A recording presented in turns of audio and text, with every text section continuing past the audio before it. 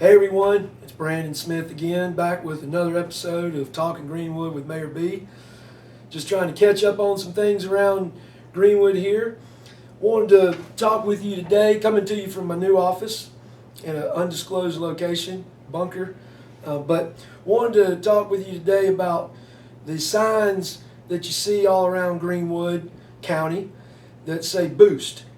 And some of you may see those and know exactly what that means, or some of you may have seen those and have gone to the website to learn about it, or some of you may have seen them and not known what it means, or some of you may not have seen them at all. But I just want to discuss that a little bit here today. What boost is the only referendum that you'll see on your ballot on November 3rd, and if you vote early, of course, before then. But it's the only referendum, and it's something that we, from our standpoint, are asking voters to vote yes for, because it is certainly critically needed from the city of Greenwood standpoint. So what it is, it's somewhat complex, so it takes a little bit of time to explain it. But what it is a 1% sales tax on all retail goods sold in the county. And I'll tell you, I'm not a fan of taxes, just like anybody else is. But this one, I think, is one that makes sense. If we can all agree that local government needs some type of money for police and fire and infrastructure and roads, we believe that this is the best way to really diversify the revenue stream.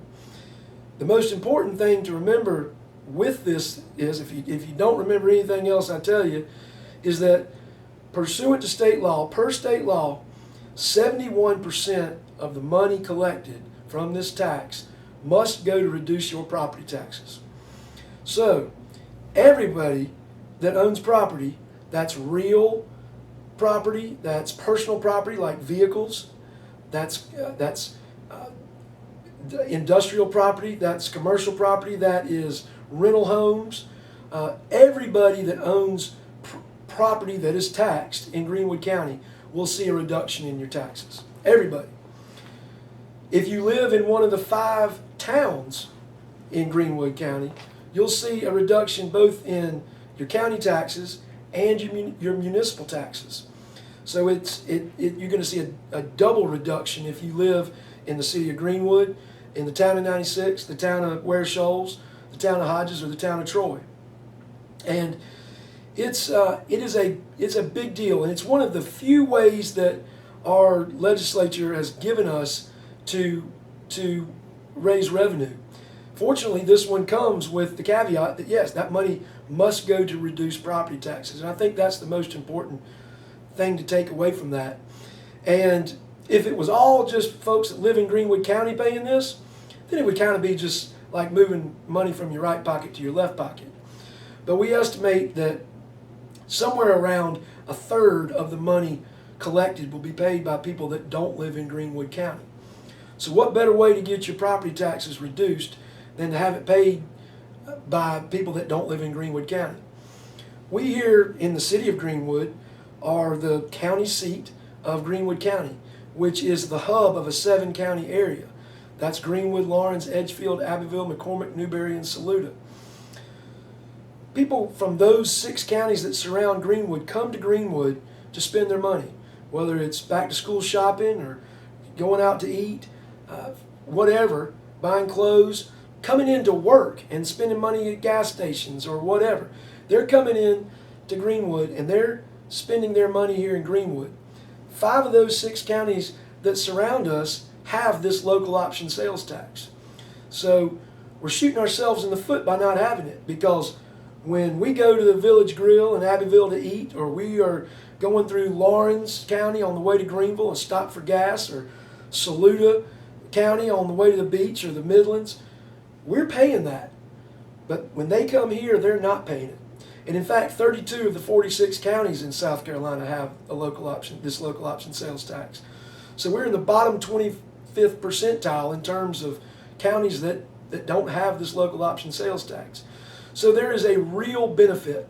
And I invite everyone to go to boostsc.com or boostgreenwood.com boostgreenwood.com.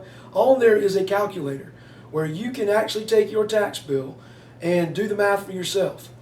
I'm going to give you a very simple example. If you live in the city of Greenwood and you own a home with an appraised value of $100,000, we're using very average numbers, and you own a vehicle worth with an appraised value of $15,000, you would have a property tax reduction of $332. So if you own more than that, you can do the math, especially on that calculator. If you own less than that, you can do the math. But based on that example, $100,000 home, $15,000 vehicle, you would have to spend over $33,000 in retail goods for this not to make financial sense for you. It is a no-brainer, and again, this is just a simple way that we can raise revenue while also reducing property taxes. How many times are we able to look voters in the face and say, look, we want to reduce your property taxes? This is the way to do it. And I won't keep you too long because this is complex, but I invite anybody to call me, email me, or any of the team working on this if you have any questions. But after the 71% of the money it goes to reduce property taxes on a county and as applicable on a town or city basis, the other 29% goes to local governments to help fund with no strings attached. It doesn't have to be used just to build things. It can be used for anything.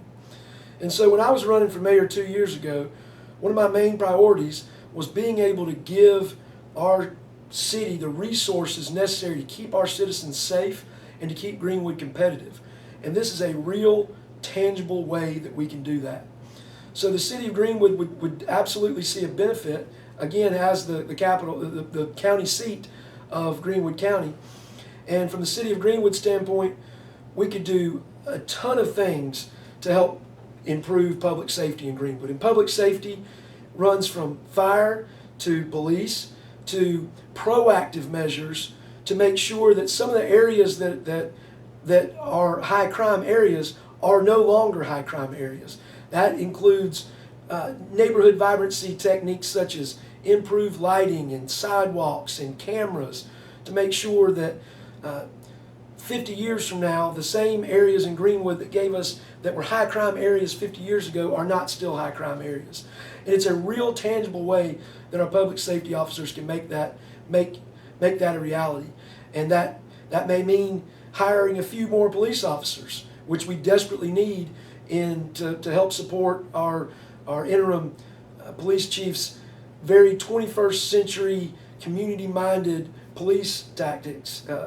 And that doesn't mean militarizing our police department with tanks or AK-47s, but that means giving them the resources to get out there in all neighborhoods and know and really learn more about the folks that they serve and protect. So it's very important that if you don't know about it and you've just seen Boost, because I've met a lot of very educated folks that have no idea what it means or what it is. But I want to stress to you again, it's the only referendum you'll see on your ballot.